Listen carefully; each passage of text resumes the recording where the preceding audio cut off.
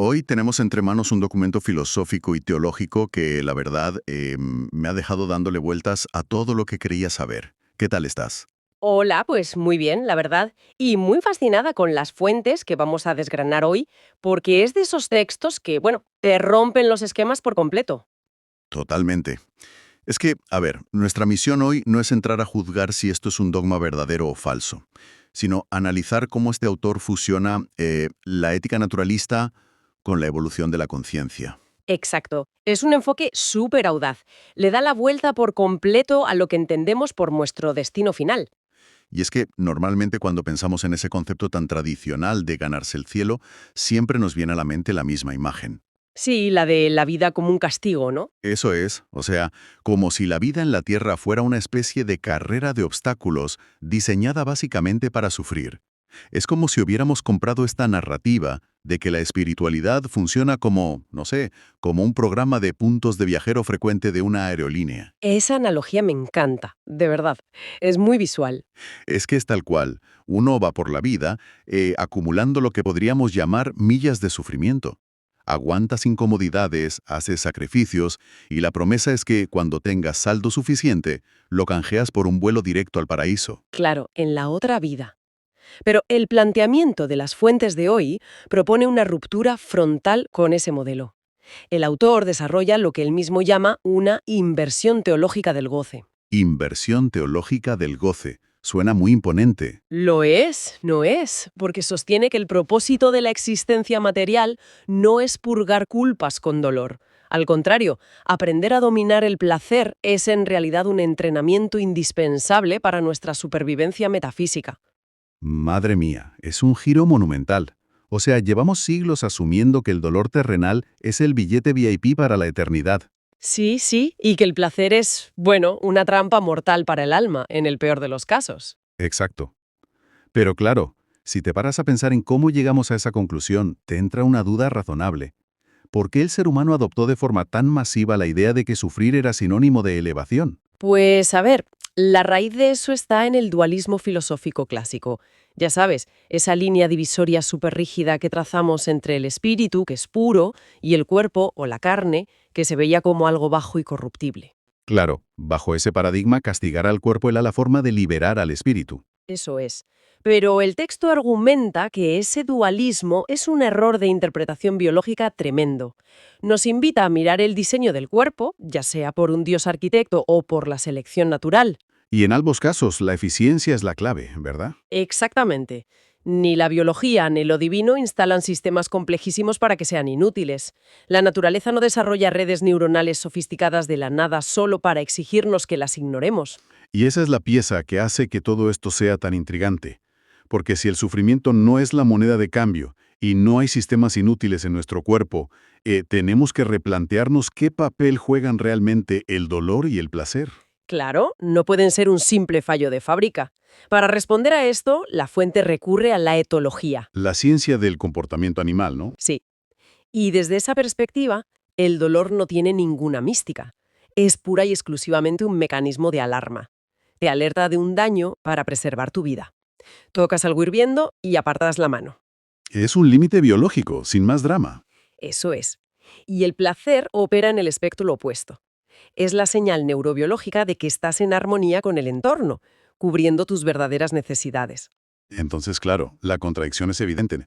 Dotarnos de esa capacidad inmensa para sentir placer y luego pedirnos que la suprimamos. Sería un contrasentido evolutivo absoluto, o un acto de sadismo, directamente. Es que imagínatelo en un contexto cotidiano.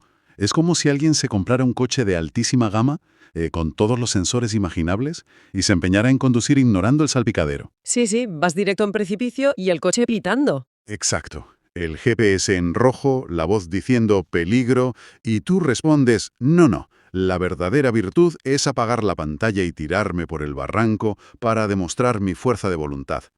Es absurdo visto así, ¿verdad? Pues esa es la tragedia histórica que señala el autor. Hemos confundido la mortificación con la elevación. Madre mía. El texto propone que el placer es un auténtico sexto sentido, una brújula, y la verdadera espiritualidad sería tener la maestría para leer esas señales y optimizar nuestra salud y equilibrio con la creación. Ignorar el placer sería entonces desconectarse del orden divino. Pero a ver, si aceptamos que el placer es nuestro GPS integrado, la pregunta que se hará cualquiera que nos escuche es ¿hacia dónde nos guía? Claro, porque un GPS sin destino no sirve de nada. Y aquí entra otro cambio de paradigma enorme. Históricamente, desde Platón, arrastramos la idea de que el cuerpo es la cárcel del alma. Sí, la prisión de carne de la que hay que escapar. Pues el autor descarta esa metáfora por completo. Sustituye la idea de la cárcel por la de un laboratorio. O más bien, un inmenso gimnasio de la percepción. Un gimnasio. Qué curioso. Sí, el cuerpo es tu traje de buzo indispensable en este plano material. Lo usas para entrenar tus capacidades, porque la eternidad no será estar flotando en una nube, durmiendo. Será algo más complejo, supongo. Muchísimo más.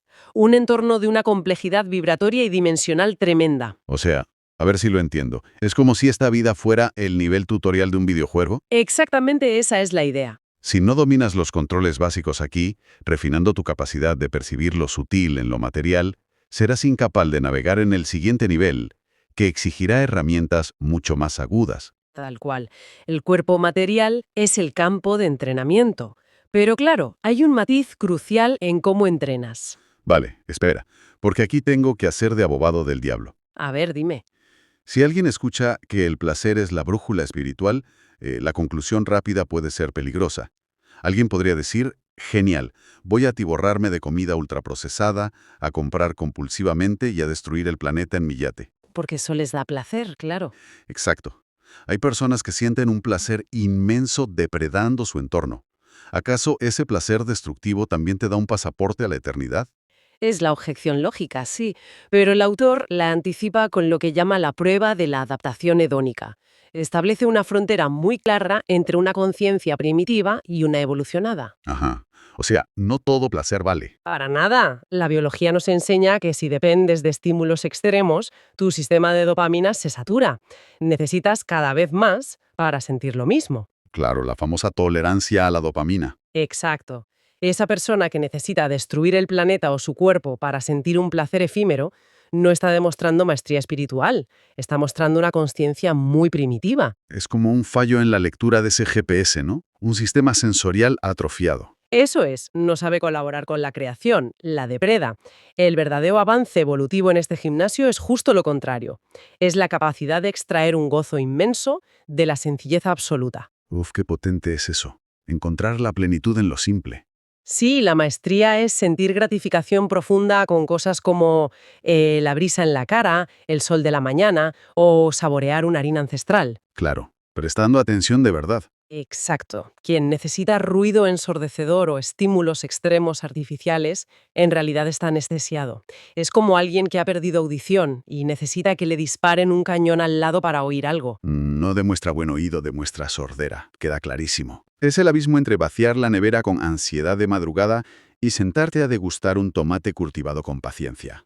Totalmente. Pero bueno, si la Tierra es este gimnasio y estamos haciendo estas pruebas de percepción, todo entrenamiento tiene un resultado final, ¿no? Claro, llega un punto de inflexión. ¿Qué pasa entonces cuando termina la vida biológica? ¿Qué pasa con las conciencias primitivas y con las evolucionadas? Pues aquí el texto desmantela conceptos occidentales pesadísimos. Se carga el cielo, el infierno y el juicio final. Adiós al tribunal cósmico. Adiós. No hay balanza midiendo pecados según ritos o normas morales. Todo se vuelve un proceso aséptico, casi de física pura, que llama maduración vibratoria. ¿Y el resultado de esa maduración cuál es? Se reduce a dos opciones, la migración o la extinción. ¡Wow! Migración frente a extinción. Suena a pura selección natural pero aplicada al alma. Es exactamente eso. Háblame de la primera opción. ¿Cómo es la migración? La migración es la continuidad. Si durante tu vida has afinado tu percepción, disfrutando y cuidando de tu cuerpo y del planeta, alcanzas la coherencia. Sabes existir sin destruir. O sea, extraes vitalidad de la armonía. Eso es. Entonces, al morir físicamente, tu archivo de conciencia no se borra. Y no es un premio moral, es pura lógica funcional. Eres operativo para el siguiente nivel. Exacto. Como eres funcional, migras a un entorno de mayor sutileza y complejidad para seguir expandiéndote. Es pura compatibilidad de software. O sea, si en esta vida has optimizado cómo interactúas con el ecosistema sin agotarlo, al terminar el soporte físico, tu estructura es 100% compatible con el sistema superior. Me encanta esa forma de verlo. Sí, cumples los requisitos mínimos de adaptación ecológica de la conciencia. Vale. Pero ahora viene la parte vertiginosa. ¿Qué pasa en el escenario opuesto? Has hablado de extinción. Y sinceramente, la aniquilación absoluta suena casi más aterradora que un infierno tradicional. Es normal que asuste, porque el ego se rebela contra su propia inexistencia, pero el texto lo aborda desde la ley de la entropía. Entropía, claro, el caos. Sí, quienes viven en el conflicto constante, el dolor autoinfligido o destruyendo su entorno, operan contra las leyes de la vida. Son entrópicos, drenan energía del sistema en lugar de aportarla. Se vuelven un peso muerto, digamos. Exactamente. Al no saber percibir el placer desde la unidad, son inoperantes. Si los metes en un plano dimensional más complejo, colapsarían o destruirían ese entorno. Claro, no tienen la estructura para aguantarlo. Así que el universo, que es pura eficiencia, no nos manda un lago de fuego a torturarlos. Eso sería un gasto de energía inútil y sádico. Tiene todo el sentido. Simplemente la energía de esa conciencia se disuelve, se fragmenta y vuelve a la nada, porque no tiene los atributos para sobrevivir. Es que es asombrosamente irracional. No hay un verdugo castigando. Es solo la consecuencia de no haber superado la selección natural metafísica. Te conviertes en material reciclable. Tal cual. Impone respeto, sí, pero es una lógica aplastante y sin un gramo de crueldad vengativa. Sustituye el miedo por responsabilidad radical. Es que la cantidad de implicaciones que tiene esto para el día a día es enorme, porque no es solo filosofía de salón. Esto cambia cómo te preparas el desayuno o cómo respiras por la calle. Cambia todo. Si tuviéramos que resumir el mensaje central para quienes nos escuchan, ¿cuál sería la aplicación práctica de todo esto? El gran mensaje que puede alterar tu rutina es que se redefine el fracaso espiritual. La mayor ofensa a la creación no es dudar de un dogma o no ir a un rito. ¿Cuál es entonces? La mayor ofensa es la incapacidad de ser feliz. Ostras, la incapacidad de ser feliz entendida como una desconexión crónica, claro. Efectivamente. El texto nos pide desterrar la idea tóxica de que la vida es un valle de lágrimas que hay que soportar. Dice que la vida es una escuela de goce. Una escuela de goce. ¡Qué cambio de marco mental! Así que cuidar la naturaleza o tu cuerpo no es una moda, es el mantenimiento básico de tu vehículo de evolución. Tienes que aprender a valorar lo diminuto, el milagro cotidiano de sentir. Fíjate que al leer las fuentes hay una imagen que usa el autor que me pareció de una poesía brutal y resume todo esto a la perfección. Ah, sí, la del pan, ¿verdad? Esa misma. Dice que una persona sentada tranquilamente comiéndose un humilde trozo de pan de trigo sarraceno, sintiendo la brisa y el sol con gratitud. Sí, prestando atención plena. Exacto. Pues que esa persona está a años luz de ventaja evolutiva respecto a alguien que está en una celda fustigándose en las sombras para buscar redención. Es que es la síntesis perfecta. La conexión divina ya venía instalada en nuestro sistema nervioso, solo teníamos que encenderla. Entender el placer consciente como el entrenamiento más exigente de supervivencia es que te vuela la cabeza. Durante siglos hemos buscado a lo divino en el sacrificio extremo. Cuando la llave siempre fue la percepción gozosa del presente. Y esto me lleva a un último pensamiento, y con esto cierro, para dejar a la audiencia reflexionando. Adelante. Si asumimos que la supervivencia metafísica depende de encontrar un goce profundo y sutil en lo sencillo de la naturaleza, madre mía, el diagnóstico de nuestro presente es para echarse a temblar. Desde luego, con la sociedad que tenemos. Vivimos hiperestimulados, adictos a notificaciones, luz de pantallas, inmediatez y dopamina barata. Queda la duda de si esta sobredosis no nos está programando para una desconexión masiva. Es un temor muy legítimo, la verdad. Al atrofiar esa capacidad de leer el GPS natural, podríamos estar dirigiéndonos sin saberlo hacia la extinción metafísica masiva. Es una pregunta que cambia por completo cómo miras un simple trozo de pan. Existe un misterio cotidiano, una sensación de vacío que, la verdad, resulta extrañamente familiar en la sociedad actual. O sea, me refiero a esa frustración de que, por mucho que se consuma, ya sea comiendo sin parar o comprando cosas compulsivamente o, no sé, acumulando planes de fin de semana, pues nunca parece haber una satisfacción real. Nos llenamos pero no nos saciamos. Y hoy vamos a hacer un análisis a fondo de un documento fascinante, el Manifiesto de la Percepción. Exacto. Es un documento que analiza con muchísimo detalle la relación entre la nutrición moderna y la psicología humana. Y la verdad es que argumenta que la culpa de esta insatisfacción crónica la tiene algo tan, digamos, aparentemente inofensivo como una simple tostada del desayuno. O más bien la sobreexposición masiva al trigo, ¿no? Totalmente. Y fíjate que el planteamiento rompe por completo con lo que se suele discutir siempre sobre nutrición. A ver, esto no es un manual para perder peso, ni te hace un recuento matemático de calorías. Claro, no va por ahí para nada. No, no. El foco está en cómo la dieta moderna actúa literalmente como un anestésico para la mente. El documento plantea que hemos cambiado la agudeza sensorial por la cantidad bruta. Y claro, esto refleja una crisis de atención generalizada. Ya. Y para entender cómo funciona esta especie de anestesia, el texto se apoya en un principio neurológico súper básico, que es la adaptación hedónica. Que suena muy técnico ya, pero se entiende muy bien si pensamos en el sentido del olfato. Sí, el clásico ejemplo del perfume. Eso es, si alguien entra en una habitación que huele de forma muy intensa a perfume, los primeros segundos son abrumadores, casi marea. Sí, te da hasta dolor de cabeza a veces. Exacto. Sin embargo, al cabo de 10 o 15 minutos, resulta que el cerebro elimina ese estímulo por completo. O sea, ya no se huele absolutamente nada, aunque el perfume siga ahí flotando en el aire. La capacidad de percibirlo, sencillamente, se apaga. Claro. Y es que el cerebro humano utiliza ese mecanismo pues, para ahorrar energía, básicamente, y para evitar la sobrecarga sensorial. Si un estímulo es constante y es predecible, deja de registrarse a nivel consciente. Se vuelve invisible. Se borra del mapa. Eso es. Y la tesis central aquí es que este mismo mecanismo biológico, si lo aplicamos a nuestro sistema digestivo y a nuestro paladar, pues explica de maravilla esta epidemia moderna de insatisfacción. Y el ejemplo más silencioso, pero a la vez más evidente, de esta adaptación hedónica en nuestra vida diaria es precisamente el trigo. Pero a ver, pongamos un poco de contexto aquí. Porque claro, el trigo lleva siendo la base de la civilización humana desde la antigua Mesopotamia, más o menos. Sí, milenios. Por eso cuesta creer que de repente sea el villano absoluto de la película. Aunque bueno, el documento aclara enseguida que el problema no es el ingrediente en sí mismo, sino el formato y sobre todo la omnipresencia actual. Claro. Es que hoy en día el trigo moderno, el refinado, está literalmente en todas partes. Es una barbaridad. Y no solo en el pan o en la pasta, que es lo evidente.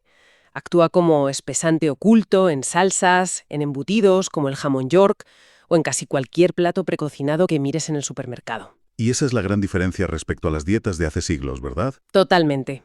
Esa omnipresencia absoluta de la que hablas genera exactamente el mismo efecto que la habitación llena de perfume. Al consumirlo en cada comida, en cada tentempié, el cuerpo sencillamente deja de registrar el placer y el valor nutricional del ingrediente.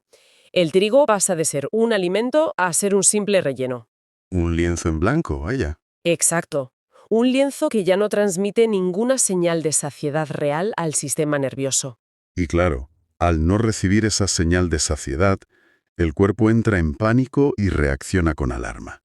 Como no hay un registro de satisfacción, pues el cerebro asume que le faltan nutrientes y exige más cantidad. Entramos en un bucle perverso total. Sí, un bucle de comer por comer. Se comen barras de pan entero, paquetes de galletas, bollería, buscando una recompensa sensorial y nutricional que, fíjate, nunca llega, porque el paladar está completamente insensibilizado. Y la consecuencia directa de esto en la industria alimentaria es lo que el documento denomina el disfraz de lo insano, que es un concepto súper interesante. Cuéntame más sobre eso. Pues, a ver, dado que la base de la alimentación moderna ya no aporta ningún sabor ni ningún placer por sí misma, la industria se ve obligada a intentar despertar a un paladar que está, como decíamos, anestesiado. A base de aditivos, me imagino. Claro, para lograr que, no sé, un bollo de trigo industrial resulte mínimamente atractivo al cerebro, tienen que sobrecargarlo con cantidades industriales de sal, azúcares refinados, potenciadores del sabor, grasas trans, de todo. O sea, me parece una metáfora visual brutal. Es como si a un edificio gris y aburrido le tuviéramos que poner luces de neón parpadeantes y altavoces a todo volumen para que alguien, al menos, gire la cabeza al pasar. Es exactamente eso. La comida basura y los ultraprocesados funcionan así. Las personas no consumen grasas trans o azúcares añadidos porque el trigo sepa bien, sino precisamente porque el alimento base ya no sabe a nada. Ya. El monopolio del trigo ha creado un edificio aburridísimo. Sí, y además de insensibilizar el paladar, ha provocado un aumento enorme de intolerancias y problemas digestivos, todo derivado de consumir el mismo tipo de proteína, el gluten, de forma ininterrumpida. Y llegados a este punto, supongo que la solución no es dejar de comer o hacer dietas milagro. ¿Qué va? Para nada. El documento es muy claro en esto. La solución lógica, tanto técnica como vital, es la rotación. Introducir variedad para recuperar esa capacidad de percibir. Claro, rotar las harinas en la despensa rompe con esa sobreexposición constante. Volviendo a la analogía de antes, es el equivalente a salir de la habitación del perfume para respirar un poco de aire fresco. Eso es. Al introducir ingredientes nuevos, el cerebro sale de su letargo y vuelve a registrar matices. Mm. Y el texto propone una exploración de 3 alternativas principales que, a diferencia del trigo refinado, poseen una personalidad arrolladora. O sea que no necesitan de esos neones artificiales para destacar. Exacto. Y empieza hablando de la harina de garbanzo, Ah, el garbanzo. que destaca por ser la más densa a nivel nutricional, si no recuerdo mal. Sí, totalmente. Su perfil de proteínas y fibra es muy superior al de los cereales tradicionales. Y a nivel fisiológico, esto tiene un impacto crucial en el organismo. Porque la fibra ralentiza la digestión, ¿no? Justo. Esa alta cantidad de fibra soluble evita los picos agudos de insulina en sangre que suele provocar la harina de trigo blanca. Así que proporciona una energía mucho más sostenida y, sobre todo, una sensación de saciedad real. Y en cuanto al sabor, bueno, aporta un toque terroso, muy peculiar, llama la atención y llena la boca sin necesidad de aderezos excesivos. Pero luego el documento menciona la harina de sarraceno y la califica como la alternativa más completa. Sí, y el sarraceno es fascinante, porque para empezar, ni siquiera es un cereal desde el punto de vista botánico. Qué curioso, eso no lo sabía. Es lo que llaman un pseudocereal. Aporta una proteína de muy alta calidad que contiene todos los aminoácidos esenciales, algo que es bastante raro en el mundo vegetal. Y además creo que leí que incluye antioxidantes únicos. Sí, como la rutina, que ayuda muchísimo a fortalecer los vasos sanguíneos y protege todo el sistema cardiovascular. Y su sabor es profundamente distinto al del garbanzo. Tiene unos matices intensos que recuerdan un poco a la nuez tostada. Suena delicioso, la verdad. Y como tercera gran opción aparece la harina de maíz, que la describen como la más energética. A nivel de composición, el maíz aporta nutrientes más sencillos. Esto se traduce en una fuente de energía muy rápida y de fácil asimilación. Ideal para un empujón rápido. Claro. Y su gran virtud gastronómica es que introduce un dulzor natural que resulta muy agradable, lo que la hace súper versátil para equilibrar otras mezclas de harinas. Aunque, llegados a este punto, creo que vale la pena mencionar la postura del manifiesto sobre el trigo integral. Porque mucha gente piensa, oye, pues cambio el pan blanco por el pan integral y ya he resuelto el problema. Ya, es el mito clásico. Y aunque el texto reconoce que, el trigo integral conserva su salvado y su germen, y por tanto aporta más fibra que su versión refinada, advierte de algo importante. Que sigue alimentando el mismo monopolio. Exactamente. A nivel de minerales y de respuesta metabólica, el trigo, aunque sea integral, continúa siendo inferior si se compara con gigantes nutricionales como el garbanzo o el sarraceno. Claro, porque el hilo conductor de estas 3 alternativas que comentas es la identidad pura del ingrediente. Una masa hecha con agua y harina de sarraceno o de garbanzo tiene tanta fuerza por sí misma que resulta placentera sin añadir nada. Eso es, no hay necesidad de sepultar estas harinas bajo capas y capas de mantequilla, natas o azúcares para que tengan gracia. El placer se extrae de la colaboración con la propia naturaleza del ingrediente. Vale. Todo este análisis nutricional suena impecable en la teoría, pero a nivel práctico, aquí surge un obstáculo monumental. A ver, te escucho. Pues que la industria utiliza el trigo de forma masiva porque funciona mecánicamente mejor que cualquier otra cosa. O sea, el gluten es una proteína que al amasarse crea una red elástica maravillosa. La famosa malla del gluten. Eso es. Atrapa el aire, Permite que la masa se estire como un chicle y logra que los panes suban en el horno de forma espectacular. Si alguien intenta hacer una masa de pizza o un bizcocho solo con harina de garbanzo o de sarraceno sin esa red elástica, el resultado suele ser, bueno, un desastre. Un ladrillo. Sí, parece más un bloque de cemento denso que un alimento apetecible. Ya te entiendo perfectamente. Y ese ha sido el gran desafío histórico de toda la panadería libre de gluten. Al no existir esa malla estructural, los gases que liberan las levaduras durante la fermentación pues simplemente se escapan.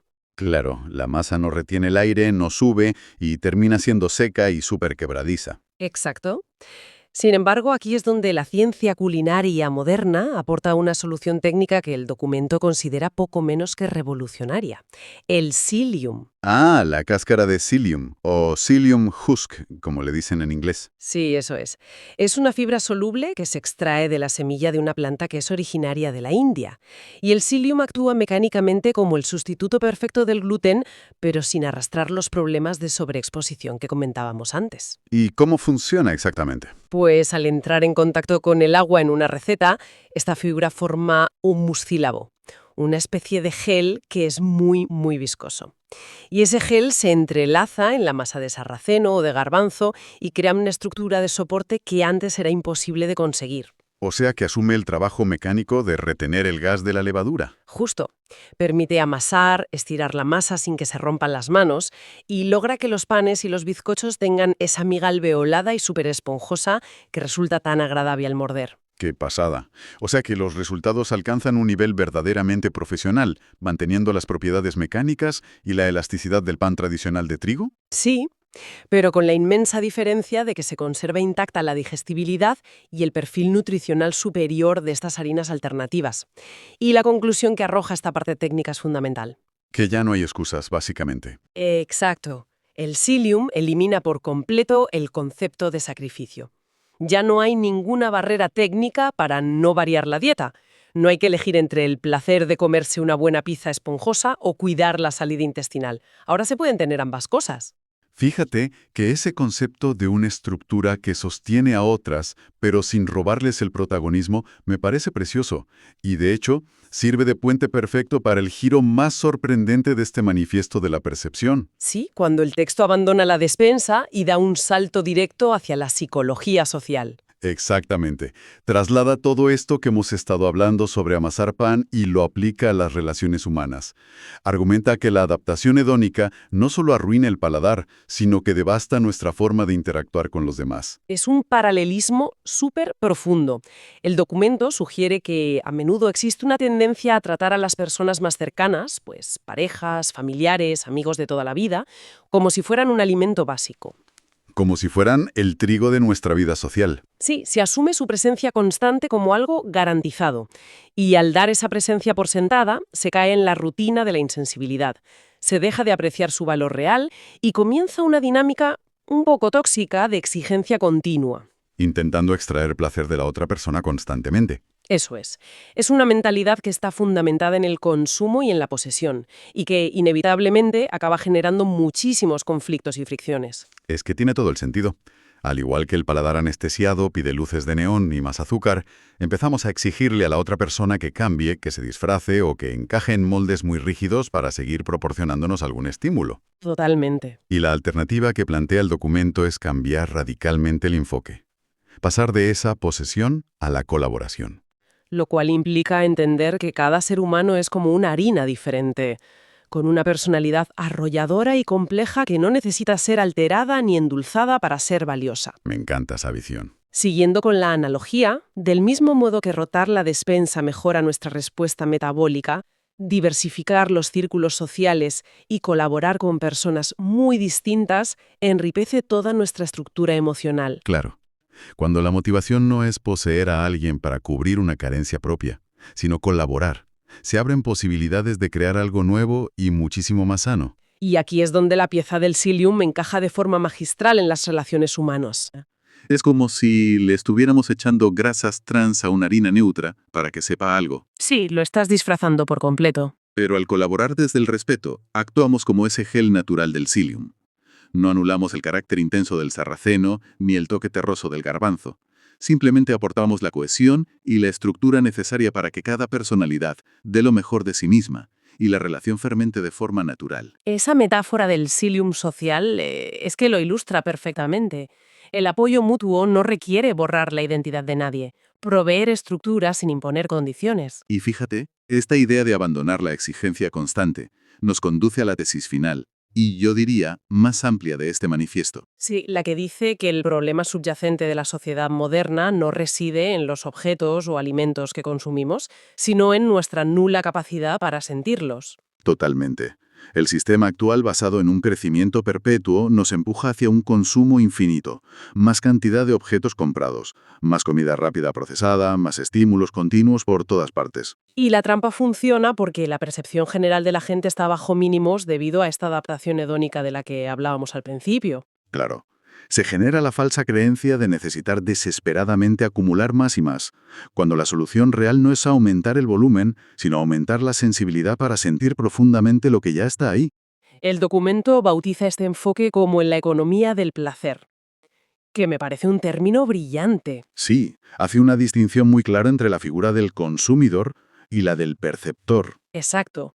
Un consumidor tradicional, con los sentidos totalmente embotados por el exceso, necesita comerse 1 kilo entero de bollería industrial o, no sé, comprarse 5 artículos nuevos cada semana para experimentar una sensación súper fugaz de saciedad. Que dura un segundo, vaya. Nada. En cambio, un perceptor que ha entrenado su agudeza sensorial y ha limpiado su entorno de ruido, funciona de manera radicalmente distinta. Es que a un perceptor le basta un solo bocado. Un solo trozo de masa pura de sarraceno, saboreado con plena conciencia, proporciona una satisfacción inmensamente mayor y más duradera que el atracón vacío del consumidor. Es la magia de afilar la percepción. Los estímulos más sencillos recuperan una fuerza tremenda. La textura del viento frío en la cara, la luz de la mañana o el aroma terroso de un alimento real se transforman en experiencias riquísimas. Y el conflicto, ya sea un problema digestivo por sobrecarga de gluten, un desgaste emocional en una relación por exigencias irreales, o simplemente la frustración general frente a la vida, empieza a desaparecer cuando cesa la lucha contra la realidad. Cuando se deja de intentar doblegar a las personas y a los ingredientes para que se adapten a la fuerza a nuestros deseos insaciables. Exacto. Y se aprende a colaborar con la naturaleza intrínseca de cada elemento. Variar de harinas bajo esta lente deja de ser una mera receta de cocina. Es un entrenamiento filosófico para la vida cotidiana. Que al final de todo, el universo no nos va a juzgar por esa lista clásica de pecados que nos han enseñado desde que éramos pequeños. Claro, nada de castigos por no cumplir ciertas normas. Exacto. Nada de ritos incompletos o normas de conducta infringidas. Imaginemos que el juicio cósmico, si es que eso existe, se basa en, pues, las veces que fuimos absolutamente incapaces de disfrutar del sabor de un simple trozo de pan. Madre mía. O en las veces que, por pura prisa, pasamos por alto el calor del sol en la cara en una mañana de invierno. Suena casi a provocación, ¿verdad? Totalmente. Pues esto es exactamente lo que proponen las fuentes de nuestro análisis a fondo de hoy. Encantada de estar aquí para desgranar esto. Y yo encantado de acompañarte en esta inmersión. Nos enfrentamos a unos textos filosóficos y teológicos que plantean un concepto brutal. Lo denominan una inversión teológica del goce. Un título que ya impone. Ya ves, y la misión de esta exploración exhaustiva que vamos a hacer hoy es diseccionar cómo esta idea desmantela siglos y siglos de tradición. Básicamente, postulan que el placer es una brújula divina y que el cuerpo humano, lejos de ser un castigo, es un laboratorio diseñado para nuestra supervivencia metafísica. Es un giro de 180 grados absoluto. A ver, vamos a darle una vuelta a esto. Porque la premisa de que la espiritualidad y la biología no están reñidas, sino que son exactamente la misma tecnología, lo cambia absolutamente todo. Lo cambia todo, sí. Y para entender el impacto real de estos textos, hay que poner las cartas sobre la mesa respecto a nuestro contexto histórico. Fundamental, claro. Porque, durante siglos, gran parte de la religión occidental y de la filosofía moral han operado bajo lo que este documento define directamente como un error colosal de interpretación biológica. Un fallo de base, vamos. Exacto, un fallo de hardware casi. Se ha asumido de forma casi unánime que sufrir nos ennoblece, que el dolor terrenal es una especie de moneda de cambio. Sí, sí, como un peaje. Un peaje que pagamos para comprar un billete hacia la gloria después de la muerte. Eso es. Pero, y aquí es donde la argumentación de las fuentes se vuelve fascinante, si observamos el diseño de la naturaleza desde una perspectiva puramente evolutiva, o incluso de diseño inteligente, hay una regla inquebrantable. ¿Cuál? Pues que la biología no gasta energía en crear sistemas inútiles. La naturaleza no instala una red neuronal complejísima en nuestro cuerpo para que pasemos toda la vida reprimiéndola. Espera, espera. O sea, eso va en contra de casi todo lo que nos han enseñado. ¿Me estás diciendo que siglos de estoicismo malentendido o de mortificación religiosa son un error de sistema?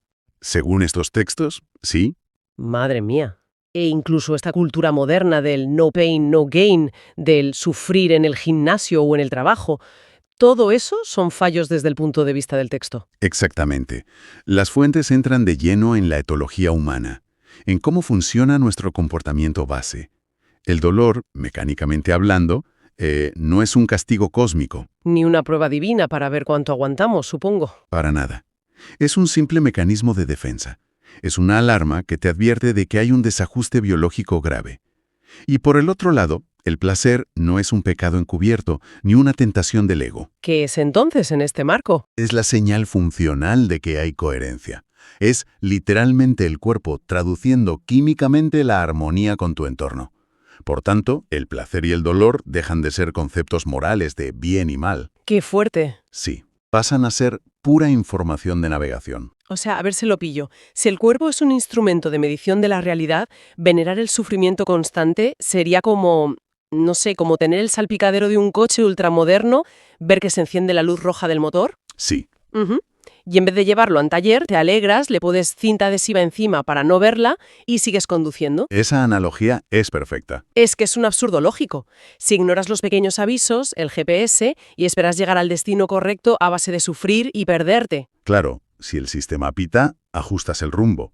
No te fustigas por escuchar la alarma. Totalmente. Pero, fíjate, esa imagen del coche nos obliga a mirar cómo funciona por dentro. Sí, nos obliga a ver los mecanismos internos. ¿Por qué se enciende esa luz?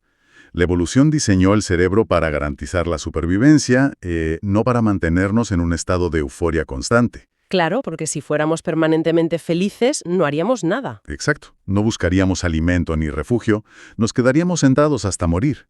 Por eso el circuito del placer está mediado por la dopamina, que genera la anticipación y el deseo. Ese empujoncito para movernos. Eso es. Y luego entran los opioides endógenos que nos dan una recompensa muy breve cuando logramos el objetivo. Es un equilibrio precario por diseño. O sea, que el placer tiene que ser breve para que sigamos buscando. Y el texto sostiene que es precisamente en ese dinamismo, en ese constante reajuste entre el estímulo, el placer efímero y la necesidad de buscar más, donde nace la conciencia humana. ¡Ostras! Sí, la conciencia necesita ese margen de error neurológico para existir. A ver, paremos aquí un segundo. Si tenemos este sistema biológico tan maravillosamente calibrado, si estamos programados genéticamente para buscar esa coherencia a través del placer, ¿por qué estamos todos tan perdidos? Es la gran pregunta. Porque uno mira a su alrededor y desde luego no ve a una humanidad en profunda armonía biológica. Ve a una sociedad estresada, insatisfecha y enganchada a estímulos que, paradójicamente, la están destruyendo. Pues ese es el gran diagnóstico que hacen las fuentes sobre nuestro tiempo actual. E introducen un concepto que a mí me parece letal. Cuéntame. Hablan del analfabetismo del placer. El tema de la humanidad no es la búsqueda del goce en sí, sino nuestra absoluta incapacidad para leer nuestras propias señales perceptivas en el mundo moderno. O sea que no sabemos leer nuestro propio cuerpo. Exacto. Nuestro sistema biológico confía en que los estímulos que detecta provienen del mundo natural, porque ahí evolucionó. Pero hoy vivimos en un entorno diseñado a medida para hackear ese sistema. Claro, con hiperestimulación constante. Justo.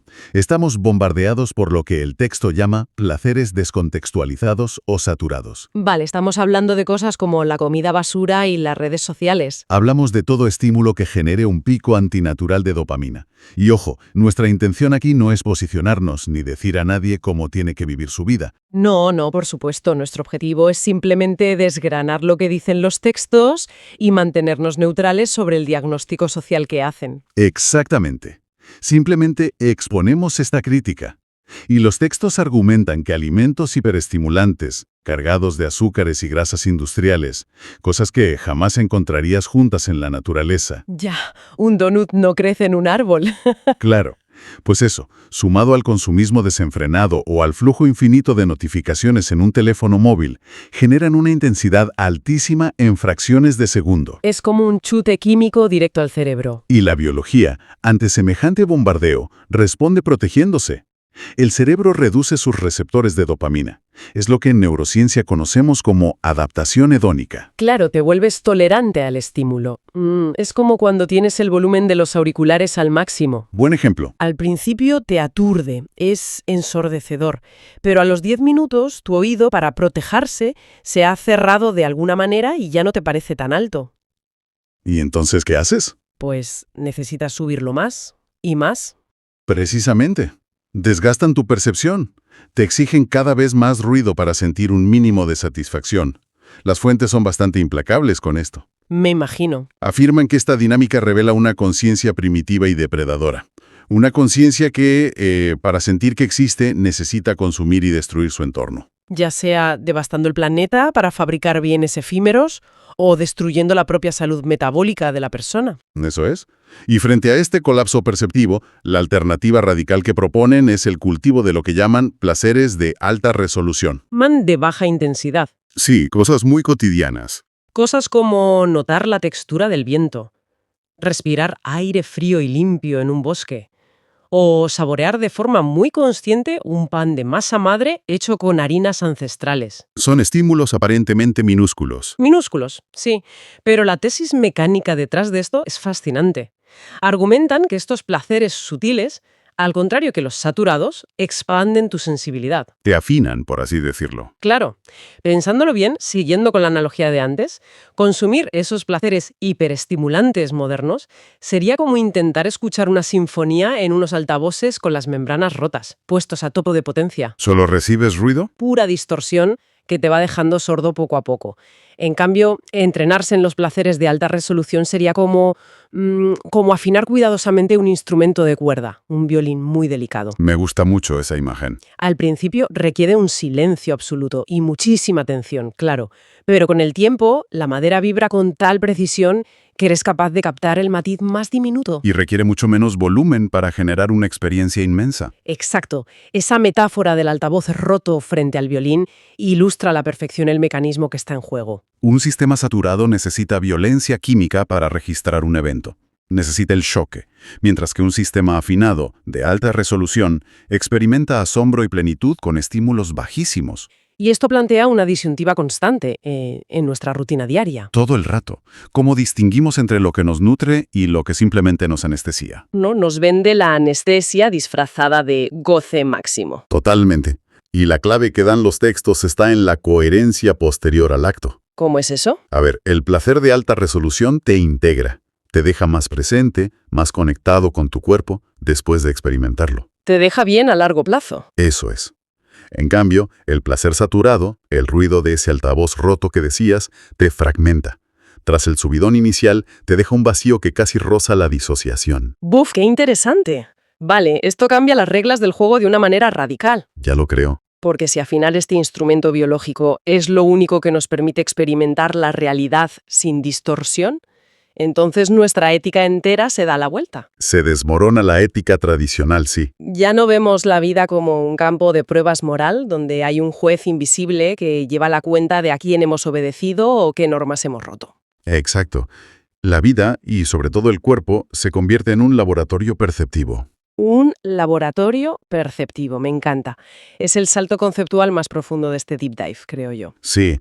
En este nuevo marco, cuidar de tu cuerpo, alimentarlo bien, darle descanso y exponerlo a la naturaleza ya no es una simple recomendación médica. Ni una cuestión estética, que es como se suele ver hoy en día. Para nada. Las fuentes lo elevan literalmente a la categoría de necesidad epistemológica. Vale, freno un momento ahí. Necesidad epistemológica suena a tesis doctoral de filosofía dura y pura. Tradúceme cómo funciona eso en la mecánica del día a día, por favor. A ver, la epistemología es la rama de la filosofía que estudia cómo sabemos lo que es verdad, cómo percibimos la realidad.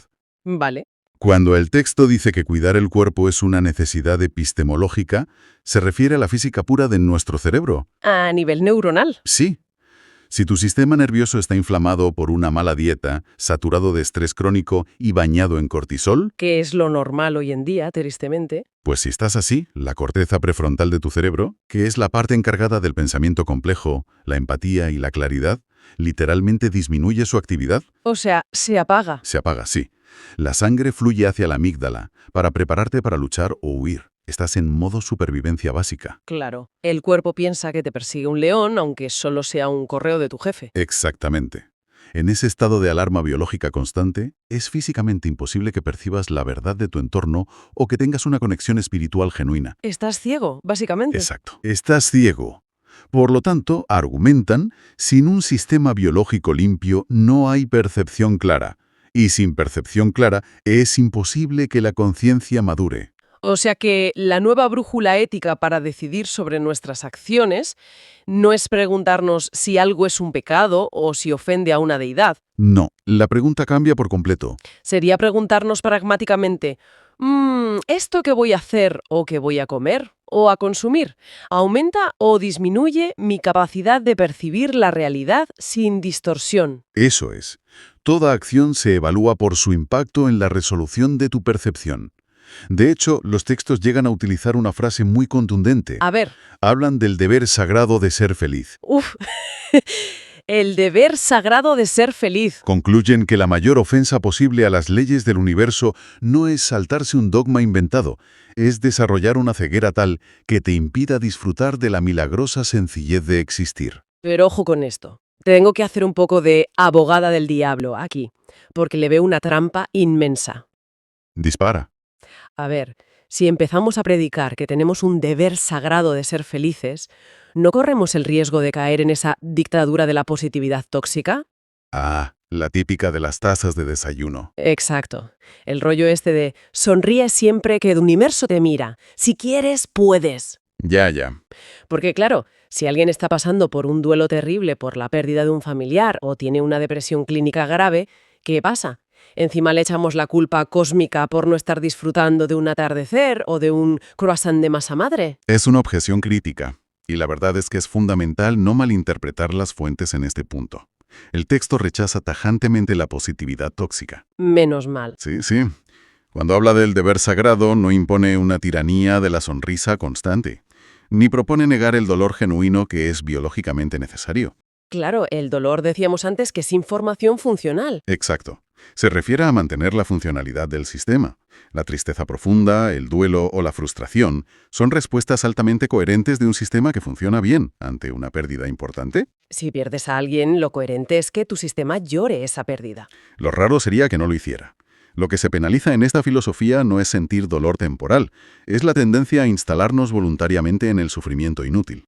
La rumiación constante. La rumiación, la queja por inercia, la desconexión. La espiritualidad aquí no es un examen de moralidad de a ver si eres bueno y sonríes. Es un entrenamiento funcional. Exige precisión y resiliencia, entonces. Te pide que mantengas tu instrumento afinado para que suene la nota que tiene que sonar en cada momento de la vida, ya sea una nota de profunda alegría o de desgarradora melancolía. Pero que suene clara, sin la distorsión del ruido tóxico. Exacto. Que la nota sea pura. Entendido. Es limpiar la estática del canal de comunicación, sea cual sea el mensaje que esté llegando en ese momento vital. Esa es la idea principal. Vale, digamos que compro esta premisa. Paso mi vida en este laboratorio. Afino mi violín, elimino el ruido, vivo en esa coherencia sin negar la realidad y saboreando los placeres de alta resolución. Vale. La pregunta lógica que se cae por su propio peso es ¿para qué? El objetivo final. Claro, ¿para qué tantos entrenamiento perceptivo? ¿Qué pasa cuando el laboratorio finalmente cierra? Es decir, cuando nos morimos. Y aquí es donde la exploración de las fuentes abandona por completo la teología tradicional cristiana o cualquier otra religión clásica. Se meten en terrenos más de ciencia ficción casi, ¿no? Se adentran en lo que parece pura física de la información y termodinámica aplicada al alba. ¡Guau! La escatología de estos textos, o sea, su visión sobre el destino final de la humanidad y la vida después de la muerte, Elimina de un plumazo la figura del Dios que juzga. Cero juicio moral. Cero. Postulan que el universo es simplemente un filtro evolutivo de información. Un mecanismo de selección natural, pero aplicado a la conciencia. ¿Y cuál es el criterio de ese filtro cósmico si no es haberse portado bien? El criterio es puramente estructural. Se basa en la capacidad de un patrón de información para sostener la complejidad sin colapsar. A ver, explícame esto porque suena denso. Si entendemos la conciencia humana como un archivo de información hipercomplejo, la física nos dice que los patrones coherentes y ordenados tienden a persistir. Mientras que los sistemas caóticos se desintegran. Inevitablemente. Tienden a disiparse. O sea que me estás hablando de una especie de física cuántica mezclada con metafísica pura. Podría verse así, sí. Pero entonces, ¿cómo sobrevive un patrón de información a la muerte biológica del cuerpo solo por haber aprendido a disfrutar de las cosas simples como el viento o el pan? Pues las fuentes dividen esto en dos destinos posibles para la conciencia post-mortem: la migración y la extinción. Vale, la migración y la extinción. Explícame primero la mecánica de la extinción, que la relacionan directamente con la entropía. Me parece aterrador, pero brillante a la vez. A ver, la entropía, en física, es la medida del desorden en un sistema. Los textos argumentan que una persona que vive atada a esos placeres saturados de los que hablábamos antes, La hiperestimulación constante. sí, alguien que necesita consumir sin límites, generar conflicto constante o destruir su entorno para sentir algún tipo de excitación vital, esa persona está llevando una existencia altamente entrópica. Llena de caos y desorden interno. Es una conciencia que carece de orden. Su estructura es frágil y depende desesperadamente de estímulos masivos del mundo exterior para mantenerse cohesionada mientras está viva. Déjame intentar aterrizar esto con otra analogía del día a día. Adelante. Es como cuando tienes el ordenador encendido con, no sé, 50 pestañas abiertas en el navegador Sí, sí. y actualizaciones descargándose a la vez. El procesador del ordenador se satura, los ventiladores suenan como un avión despegando, el sistema se sobrecalienta por la pura exigencia de recursos y, de repente, pantallazo azul. Totalmente. Todo colapsa. La extinción del alma que proponen estos textos sería el equivalente cósmico a ese pantallazo azul. Es una analogía exacta de la mecánica que describen. Fíjate, cuando el soporte biológico del cuerpo falla, o sea, cuando morimos, Cuando nos quedamos sin el hardware, eso es. Ese patrón de conciencia entrópico, esa mente llena de pestañas abiertas y ruido, ya no tiene la red neuronal que le daba un soporte artificial y químico. ya no hay cerebro físico que la sostenga. Como no sabe sostenerse a sí misma desde la sutileza, su patrón simplemente colapsa, da el pantallazo azul definitivo. Se desintegra y retorna al ruido de fondo del universo. O sea, desaparece. Desaparece. No hay un infierno lleno de fuego ni un demonio con un tridente castigando a nadie. Simplemente hay incapacidad estructural. No son aptos para la enorme complejidad de existir sin un cuerpo denso. Así que se desvanecen en la nada. Exactamente. Se desvanecen por pura física. ¡Qué barbaridad! Sustituyen el castigo divino de toda la vida por un simple error de compatibilidad de hardware. Me vuela la cabeza. Es un enfoque muy frío, pero a la vez muy elegante. Y frente a esta extinción entrópica, tendríamos la migración, que entiendo que es la continuidad informacional de la consciencia. Exacto. La migración es el destino de esa conciencia que se ha entrenado en el laboratorio perceptivo que es el cuerpo. La que ha afinado el violín. Esa misma. Aquella que ha encontrado un goce profundo, sereno y autosuficiente en cuidar su cuerpo y su ecosistema. Al afinar su percepción a través de esos placeres de alta resolución, su patrón de información se vuelve increíblemente ordenado. Más compacto, ¿no? Compacto y coherente. Requiere muy poca energía externa para experimentar la plenitud. Según la hipótesis del texto, al morir el cuerpo físico, este archivo informacional tan bien estructurado no colapsa. No da el pantallazo azul. No, sino que migra, se transfiere a un parámetro espaciotemporal más sutil. Sobrevive a la muerte biológica porque es perfectamente funcional en un entorno de mayor complejidad. ¡Ostras! Es una visión abrumadora. Despoja a la idea de eternidad de toda esa carga de sumisión moral que nos han inculcado desde que el mundo es mundo. Totalmente. Rompe con el paradigma de la culpa. Básicamente nos dicen que la supervivencia metafísica depende de necesitar cada vez menos ruido para poder sostener, procesar y disfrutar de cada vez más realidad. Muy bien resumido. O sea, El que sabe disfrutar con total presencia del calor del sol una mañana de martes está literalmente demostrando al universo que su estructura informacional es lo bastante sólida como para soportar la eternidad. Es una prueba de estrés cósmica superada. Es una criba natural a nivel del alma y pone toda, absolutamente toda la responsabilidad directamente en nuestras decisiones sensoriales cotidianas. Le devuelve toda la agencia al ser humano. ¿Tu destino post-mortem, si aceptamos este paradigma de las fuentes, claro? Sí, moviéndonos siempre en la teoría. Pues no dependería del capricho de una deidad externa, ni de un perdón rápido y de última hora en el lecho de muerte. Exacto. Depende de las redes neuronales que estás esculpiendo hoy. De si, en este preciso instante, estás eligiendo afinar tu percepción o sumergirte voluntariamente en el ruido. Menuda tela. Menudo viaje intelectual y conceptual hemos recorrido con estas fuentes hoy. Es para darle una buena vuelta, desde luego. Y tanto. Para recopilar y asentar todo lo que hemos extraído de este análisis a fondo.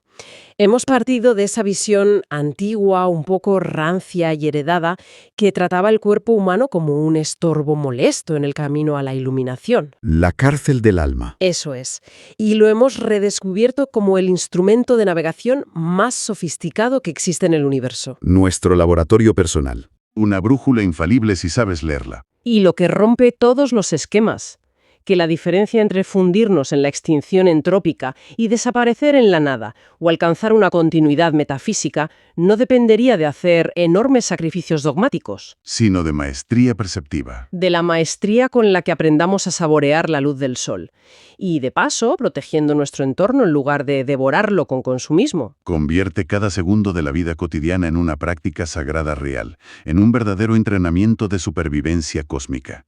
La biología se revela como la puerta de acceso directa a la metafísica. Y con esto sobre la mesa, la invitación obligada para quienes nos escuchan hoy es que dirijan un momento la mirada hacia su propia rutina. Que hagan inventario. Que quienes nos acompañan evalúen por un momento su dieta perceptiva de esta semana, cuando se levantan por la mañana y miran el teléfono, cuando eligen qué comer, cómo conversan con alguien o qué miran por la ventana. ¿Están afinando el instrumento o rompiendo el altavoz? Esa es la clave. ¿Están esos estímulos afinando vuestro violín interno para captar los matices de la vida?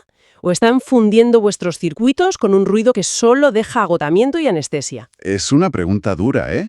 Lo es, pero tiene el potencial de reestructurar desde cero cómo decidimos vivir a partir de mañana mismo. Sin duda. Porque si el objetivo biológico y espiritual es la máxima coherencia, hasta la elección más pequeña que hacemos a nivel sensorial tiene un peso incalculable. Absolutamente. Todo cuenta. Cada detalle.